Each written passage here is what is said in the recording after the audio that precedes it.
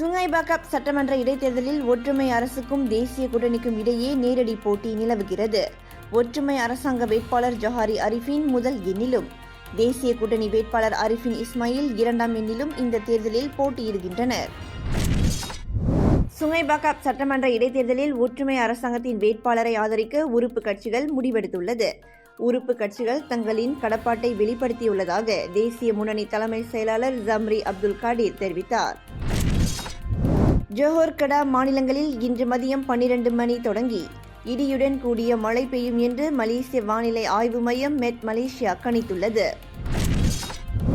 கடந்த மாதம் SPM தேர்வு முடிவுகள் வெளியான நிலையில் 85,000 மாணவர்கள் கணித பாடத்தில் தேர்ச்சி பெற தவறியுள்ளனர்.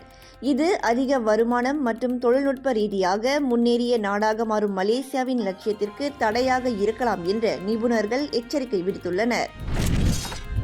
பேரா மாநில சுகாதாரத்துறையின் ஒருங்கிணைந்த செயல்பாட்டின் மூலம் உணவு சட்ட விதிகளை மீறியதற்காக மாநிலம் முழுவதும் உணவு விற்பனை செய்யும் 31 வளாகங்களை உடனடியாக மூட உத்தரவிடப்பட்டுள்ளது.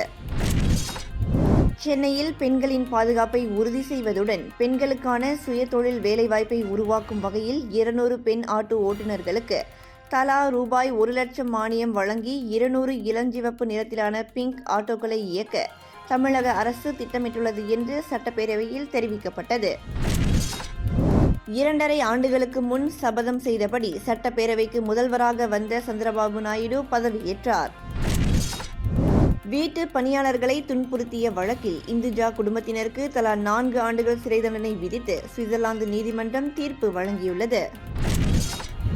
உலகின் மிகப்பெரிய பணக்காரர்கள் அதிகம் செல்லும் நாடுகளில் ஒன்றாக சிங்கப்பூர் இடம்பெற்றுள்ளது. சீனாவின் தெற்கு பகுதியில் ஏற்பட்டிருக்கும் வெள்ளத்தால் 47 பேர் மாண்டனர். அங்கு பெய்த அடை மழையால் வரலாறு காணாத வெள்ளத்துடன் நிலச்சரிவுகளும் ஏற்பட்டிருக்கின்றன.